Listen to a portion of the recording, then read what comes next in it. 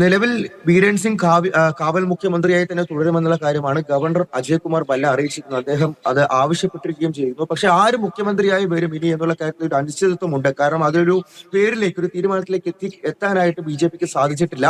ഇന്നലെ ബി.ജെ.പി എം.എൽ.എമാരുടെ യോഗം മണിപ്പൂരിൽ ഇംഫാലിൽ ചേർന്നു. അതിലും പക്ഷെ ഒരു മുഖ്യമന്ത്രി സ്ഥാനത്തേക്ക് ആര് വരുമെന്നുള്ള കാര്യത്തിൽ ഒരു തീരുമാനത്തിൽ എത്താൻ കഴിഞ്ഞിട്ടില്ല.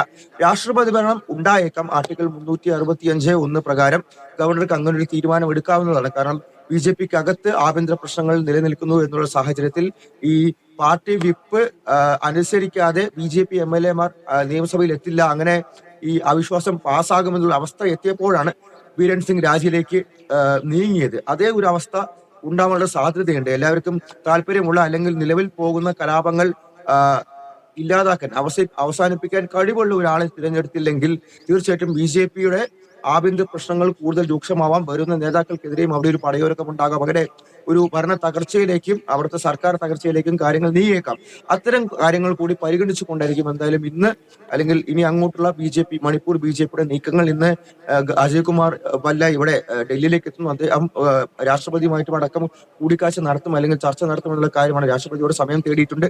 അത്തരത്തിലുള്ള ചർച്ചകളാണ് ഡൽഹി കേന്ദ്രീകരിച്ച് മുന്നോട്ട് പോകുന്നത്. അവിടെ മണിപ്പൂരിലും ബി.ജെ.പിയുടെ മണിപ്പൂർ കോർഡിനേറ്റർ ആയിട്ടുള്ള സംബിത് പാത്ര അവിടെയുണ്ട്.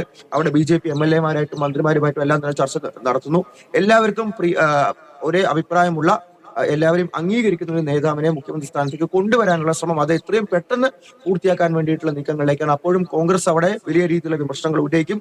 അവർ ഈ അവിശ്വാസ പ്രമേയം കൊണ്ടുവരാൻ നിൽക്കുന്ന സമയത്ത് തന്നെയായിരുന്നു അദ്ദേഹം ബീരൻ സിംഗ് രാജിവെച്ച് ഇത്തരത്തിലൊരു നീക്കം നടത്തിയതും. ആ ഒരു അവസ്ഥയിൽ എന്തായാലും ശരി. ആഭ്യന്തര പ്രശ്നം ഉണ്ടാകാതെ ബി.ജെ.പി മുന്നോട്ട് കൊണ്ടുപോവുക അല്ലെങ്കിൽ ബി.ജെ.പി സർക്കാരിനെ നയിക്കുക എന്നുള്ള കാര്യം കൂടി അവിടെ നിൽക്കുന്നുണ്ട്.